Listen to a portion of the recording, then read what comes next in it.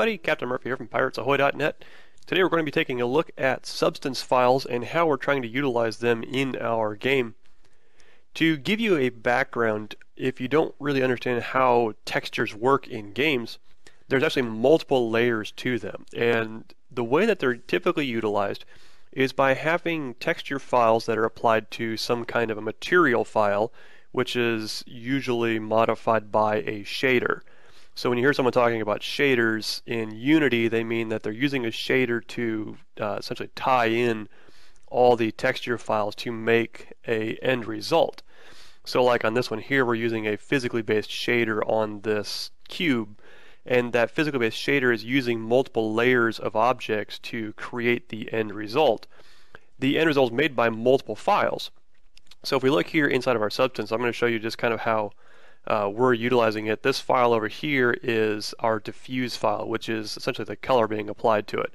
You'll notice we don't have any wood grain showing here because the wood grain isn't actually part of the color, it's only part of the normal or the bump map, so that's being applied later. If we look at, we've got a specular, which is determining how shiny the object is and how much light it reflects and how it reflects it.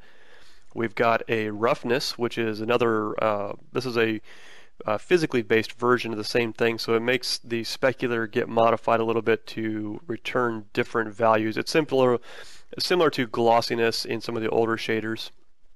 And then we've also got a normal map here, which then shows you what the bumping looks like, and you can see it being applied on the texture here. You can see how the light reflects and shows you these bumps and hills and valleys. And then I've also got an ambient occlusion being created, which just kind of gives it more depth, makes it look a little more realistic. So these are the channels that I'm creating, and then I'm applying them to a physically based renderer. So the way that a substance does this is it does it all dynamically. So it creates these files on the fly, meaning you don't have to already know the paint color, you don't have to already know the wood color, things like that. You can actually create these things using parameters. So we wouldn't have to create one file that looks like this that has this type of plug spacing, because we can actually go into our parameters on this substance, and this is being done also in engine, so we can modify these things through the engine while we're in game. We can do things such as turn on or off the plank border. We can change the number of planks, so we can turn it down to only 5 planks per texture file. We can also turn up the plank border, or turn it off actually. So I'll turn it up to 10 here, and then I'll say we'll turn off the plank border. And so what that does is it took away that border in between. You'll see that on our channels here, it applied to every single channel. So we've got our plank border kind of went away in between these planks, and it also happened on multiple channels. So we can see that on our diffuse here, we no longer have those lines showing up at all, whereas originally we did. We had those lines were showing up as a black line there.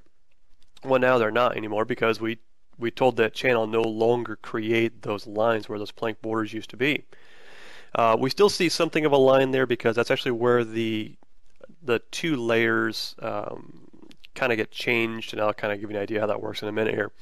So this one is a completely procedural substance. In other words, we don't bring in any external files prior to creating it. We create all of these outputs using a procedural or a dynamic output from the beginning. And so in other words, we create our own wood grain, and that's all created using these files up here. So we've got this vertical noise being created, and you can see everything in the substance has a time attached to it. That's how long it'll take for the system to do this process. So with a substance, you're trading off the ability to have a file stored locally, which is a large file size, to making it a tiny file size, but then taking time to create the texture on the fly.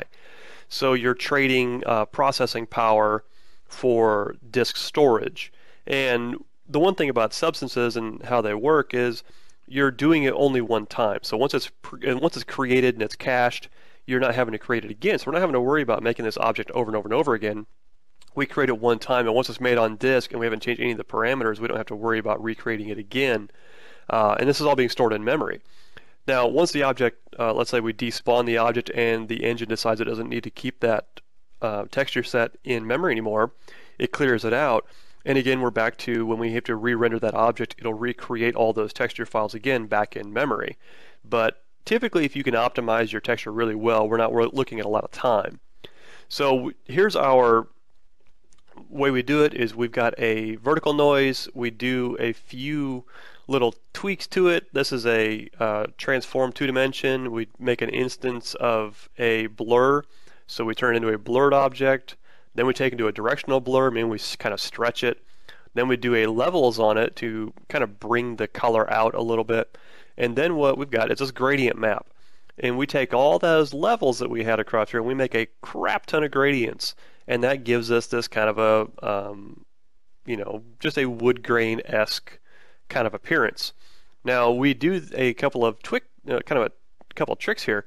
Is we take and do another transform on it and shift the whole thing around, and then blend it back into itself if we do planks. So now we can see that we don't have that wood grain lining up with itself. We didn't just put lines on it. We actually shifted the entire appearance by masking off a certain portion using the number of planks. So this is a pretty slick little system. It allows us to have some, good looking wood grain without having to actually store a wood grain file locally.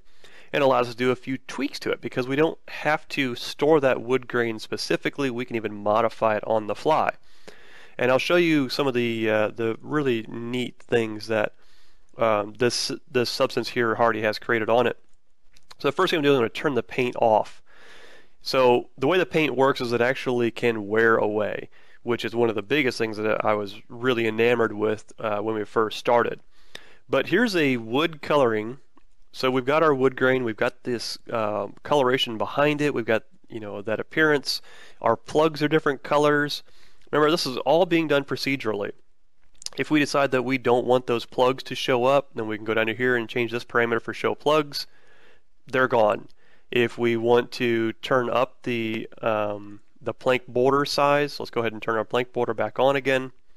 And let's go ahead and increase the plank gap. Let's say we wanted those boards spaced really wide apart. We go ahead and we can increase that gap itself, but we didn't have to change the number of planks that are on that end.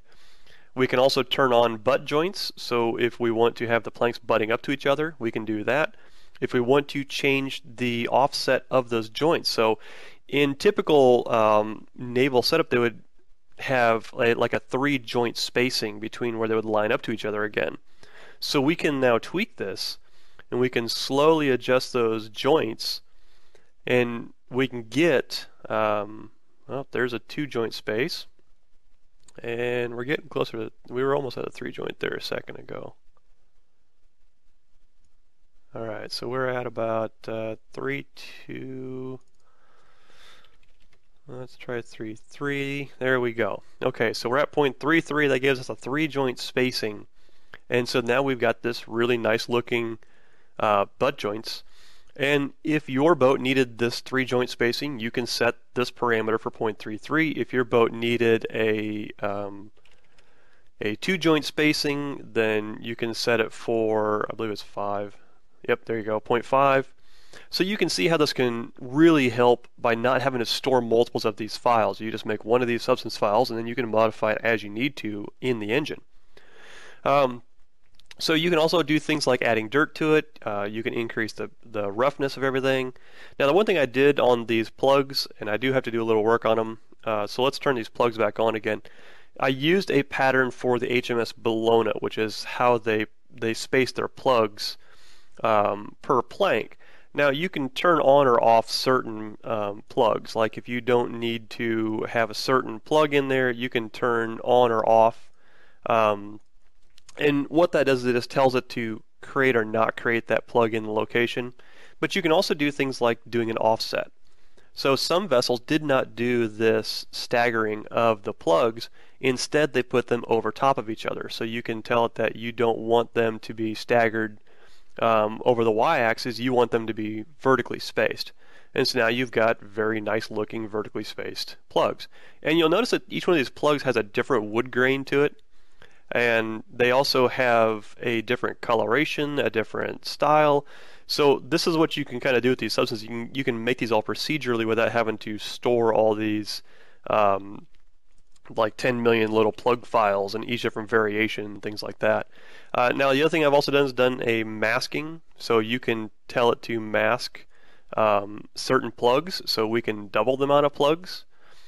We can reduce them, we can increase the number of vertical plugs, so we could really kind of have fun with this. It's a pretty neat little setup, and it's got to get tweaked a little bit better. I'm not exactly perfect on it, but it's getting better than it was. So anyway, so this is kind of what a substance file allows us to do. And so what I'm going to do, I'm going to show you in Engine this substance file having been applied to the HMS Sphinx in a test scene that Ashton Okami has created that has a lot of this. It's nearly photorealistic. It's actually a beautiful setting. And so what he's done, he's gone through and he's created all of the light probes and the environment maps and the IBL. I mean, he's done all this work. And so I'm not going to claim any credit for any of that. What I'm going to do is I'm going to just show you that I've taken the original textures that were applied and I've applied the substance in the place of the original object. And so you can see here that we've got this yellow planking, and you can see our plugs in place, you can see our gapping and all that. And under it is another piece of wood that you can see that wood grain applied to it. That's a masked coloring, and you can see that it doesn't have those dividing lines because we did not create in that substance iteration. We didn't create the lines. We didn't do the gapping. Under that is another version of it, and under that is even another one. So we can change the color. We can change the paint color. And what you're seeing here, this light in the background, that's actually a point light that I've attached to the camera, and you'll see why in a second here. Alright, so you can see how this is all using just the PBR, or the basic physically based metallic system of shader inside of Unity. So I've kind of bypassed the original shader that was in here that Ashton Okami had done.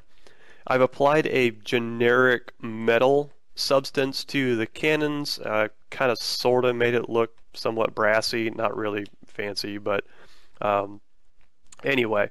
So you can see these are all substance files. This decking here is a substance where I've taken the paint off of it. I've increased the gapping, taken away the butt joints, no plugs.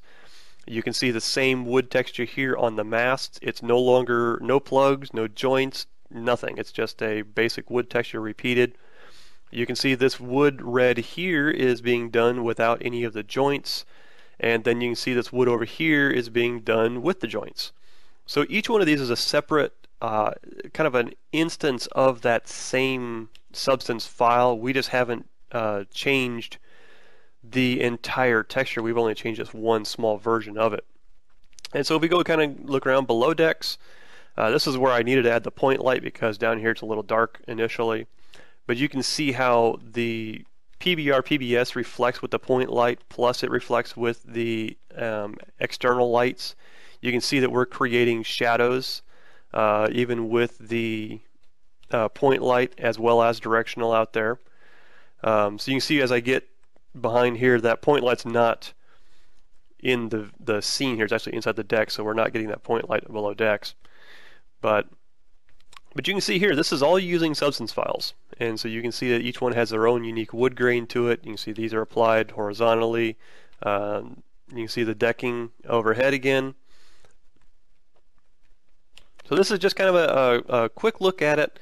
Nothing really fancy. I just wanted to see how it really looked by comparison to the shader that Ashton Okami had made, and to kind of get a performance idea to see how the substance plus PBR stacked up. So anyway, just a quick overview, and hopefully you guys enjoyed it. And if you have any questions or comments, be sure to leave them below in our comment section. If you guys want to volunteer, remember to go to piratesahoy.net. If you want to keep up with the game, go to heartsofoakgame.com. Thanks.